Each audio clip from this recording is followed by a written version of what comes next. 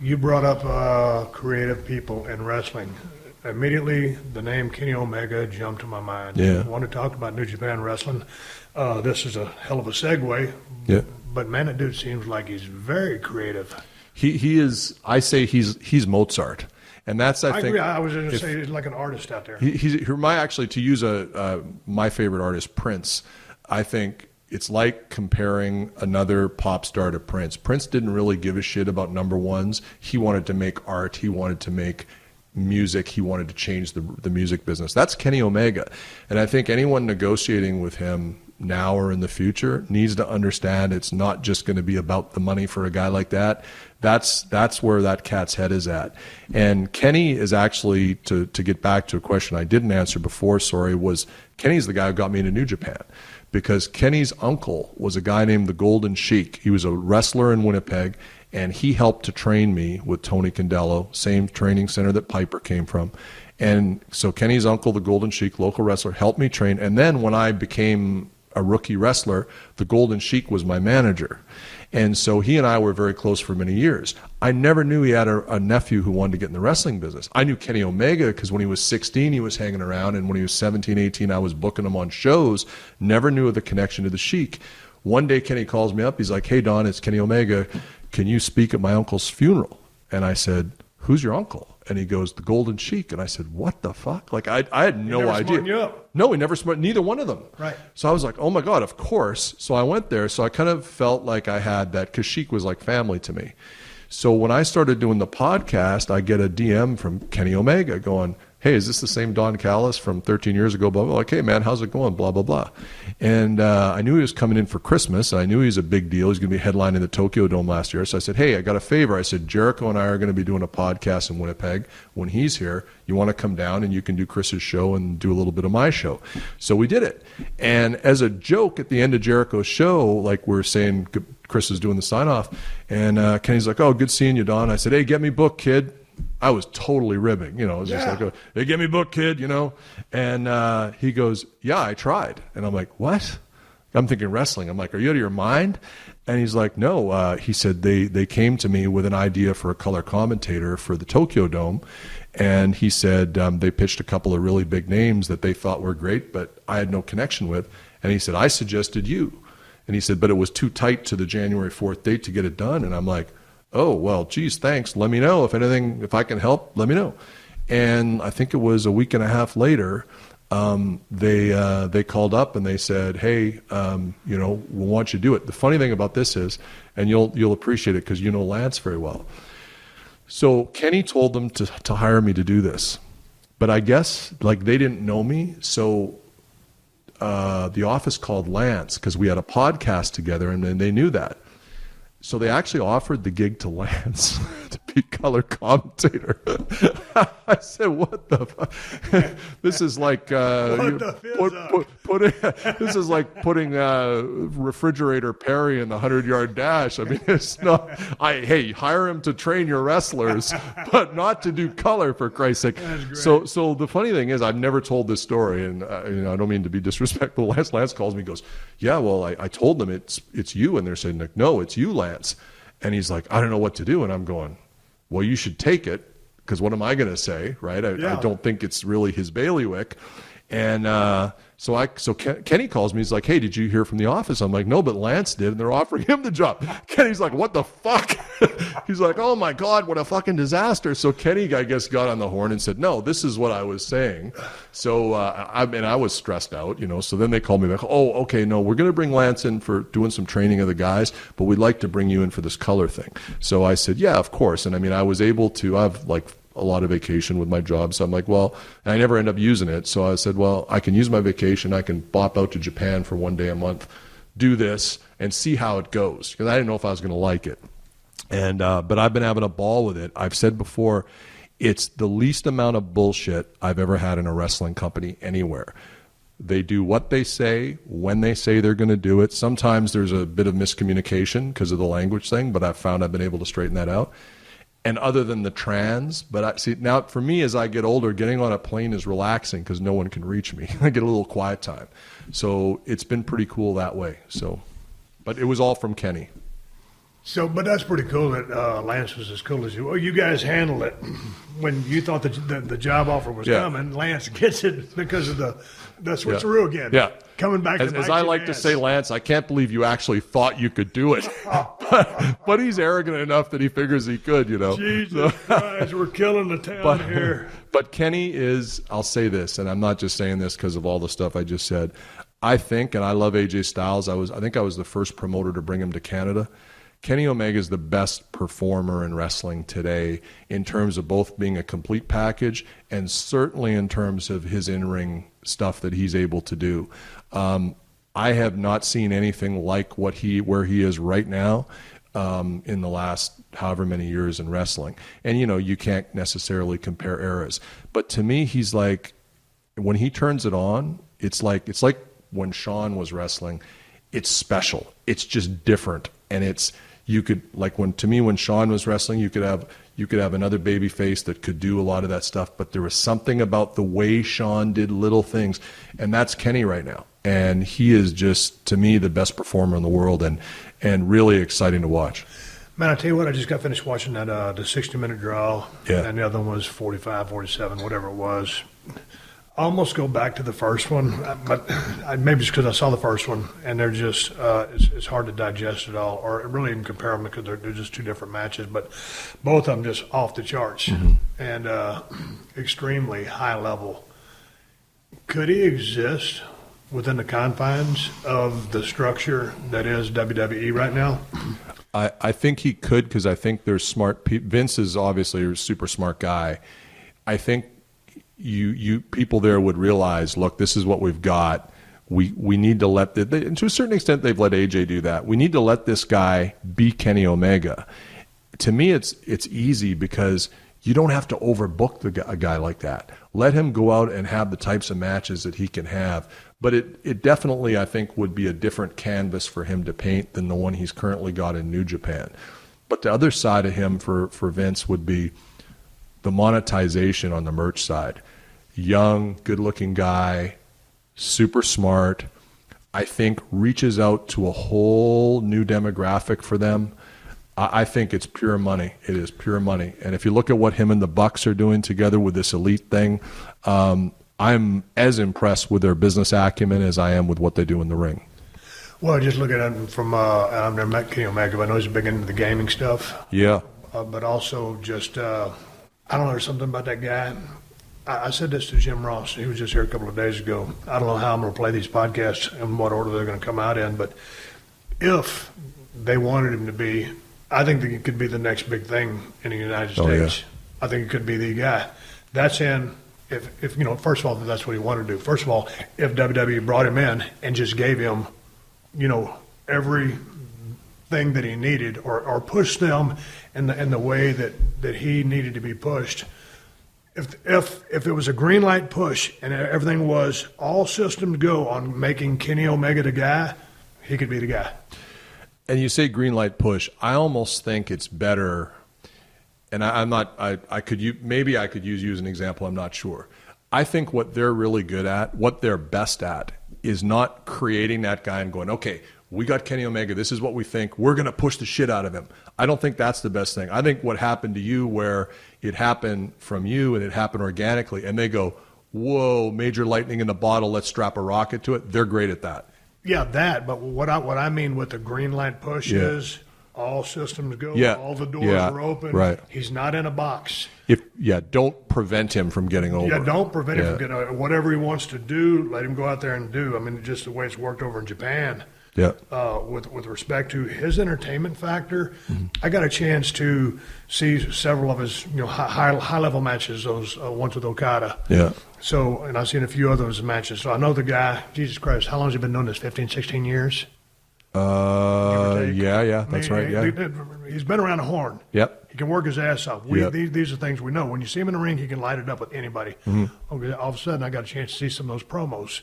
And those are y'all do those kind of promos over. It's kind of like a conference, almost like pro sports. It is, yeah. And he's sitting behind a table, And dude, I don't know if he had a water bottle, it was a beer, because I don't know what it was. It's not beer because he's a teetotaler. Okay, but Yeah. it was a glass, it was a bottle of water then. Yeah. But I mean, man, he started firing off, and of course he's bilingual. He speaks Japanese fluently because he lives over there basically. Yep. So anyway, man, he starts firing off in Japanese. I was like, holy shit! I didn't know the kid spoke Japanese. He's a Canadian.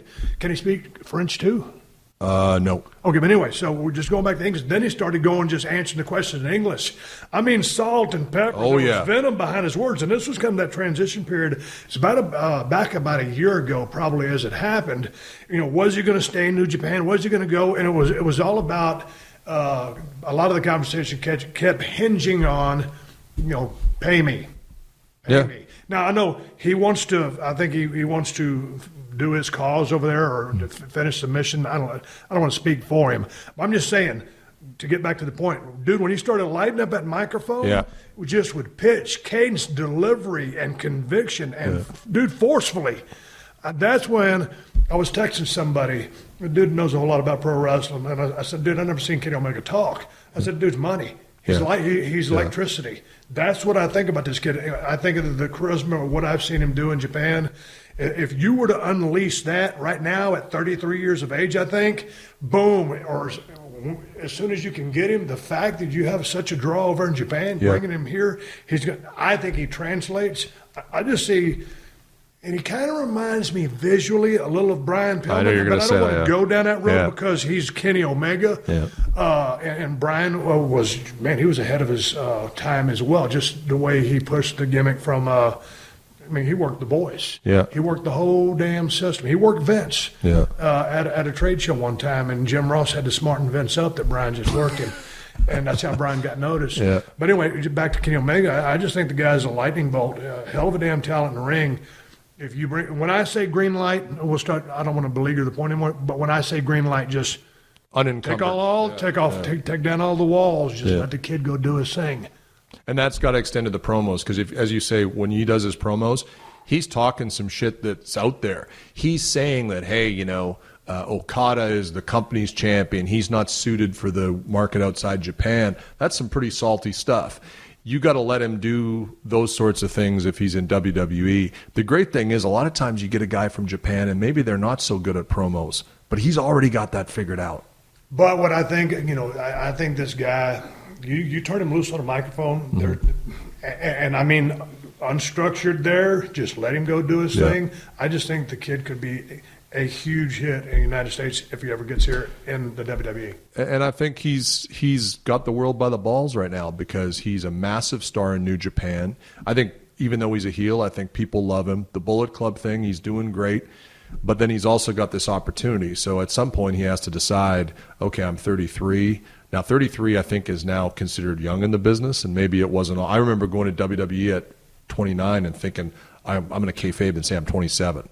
Now 33 is young. So I think but working that style, his body. Yeah, and you got to take all that into consideration. You start aging in dog years once you start working that style for that long of a time. And I'm not going to put a window on his career, but I'm just saying. I mean, that's out there. I mean, like, I'm not here to book Kenny Omega's next decision of what who he's going to sign with, but just with respect to, hey, in the big picture, as a corporate entity, if WWE gets has the ability to work with him, that's like, hey, man, we'd rather have the kid at 34 than at 39. He says, hey, man, I'm just going to stay in New Japan, finish the mission that I started out here. I like the creative freedom. You know what? I can go to WWE and just relax at 39 and 40 because I can smoke most of these guys. Yeah. And that's with due respect. I'm just saying something. You don't want to come there too late. No. And I think what's interesting, and we'll see how it plays out, and it'll start tomorrow, is with New Japan hitting the U.S. market. How is that, if at all, going to change the dynamic? I would imagine, if nothing else, it'll up Kenny's value in the wrestling business because now you're exposing the product to a lot more people. And that exposure is going to be really important. I remember the first time I ever saw UWF Mid-South Wrestling. Tony Condello was bringing the tape in and putting it on TV in the 80s. I'd never seen anything but AWA and WWF. I look at this and I go, holy shit. Now I'm seeking it out. And I think New Japan has that potential here. And Kenny is obviously going to be a big part of that because he's kind of in many ways, the centerpiece for certainly the smart marks out there. But what I've always said is we need to reach beyond the smart marks. We need to get the casual wrestling fans invested in the product. And you can't just do it by having the best athletic wrestling. You got to have characters. Tanahashi's a guy who doesn't speak perfect English, but man, that guy's got more charisma than almost anyone else in the business. But we need to do a good job as a company of telling those stories in the U.S. to get people invested. Because at the end of the day, the people don't care, that, as you see with Nakamura now, they don't care that he's Japanese or how good his English is. If he's over, he's over, you know? Yeah, but I mean, I care that he's Japanese, but I want to see him do. I don't want to get the big Nakamura rant because I want to see him be the king of strong style. Yes. That's what I want to see out of that guy. Yeah. He's very charismatic. I want to see that, but I want him in there with killers and guys, high-level guys, so he can go out there and show his shit. Well, they just teased that thing with him and AJ Styles. Yeah. So I think thus far, and I think Nakamura is lights out, but what I've seen from him yet in WWE, I'm looking forward to seeing him do with AJ because I know that AJ will bring that out in him. That's what I want out of Nakamura. In your dealings with Kenny, in your opinion, how important is it for him to be the champion? 2 times unsuccessful against Okada. I've never directly asked him that. I think it's one of those things like headlining the Tokyo Dome and winning the G1 that are important. I think they're bucket list things, but I think he's a very intellectual guy and he realizes that's sort of out of his control. He can be the best wrestler in the world and never win belt X. So I'm sure he would love to kind of put the cherry on top by winning the IWGP Championship. I would like to see the cherry put on top just because in the first match and the second match, with the second one going down as a draw, to me, you got to crown him. I think you do because where do you go? And for me, when he and I were talking about the booking a few months ago, and I didn't know anything, I said, look, my favorite match of all time is Ric Flair, Ricky Steamboat, 89 in Chicago. Mm-hmm. It's my favorite of the 3.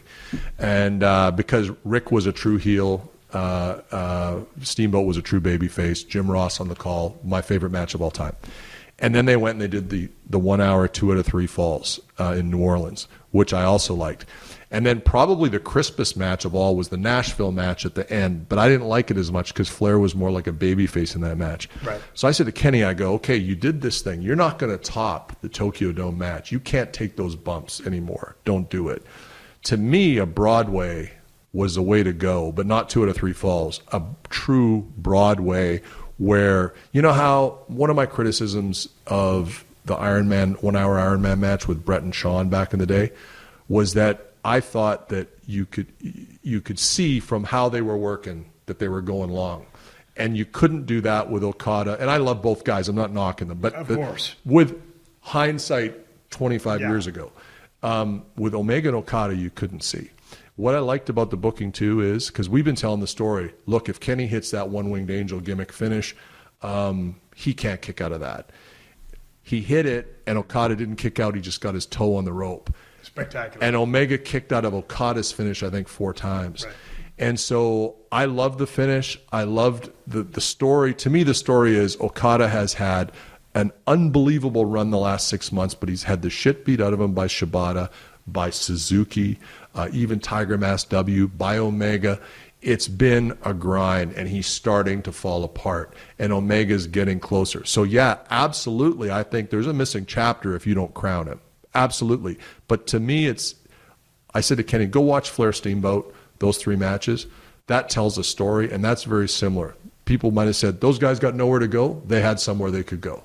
Sometimes throughout history, different federations, different companies have put a belt on someone to get them over. Yeah. You can put a belt on someone, but it doesn't always get them over. Some people in their careers don't need a belt. Jake Roberts never needed a belt. Goldust doesn't need a belt. Mm-hmm. I used to love working with Goldust.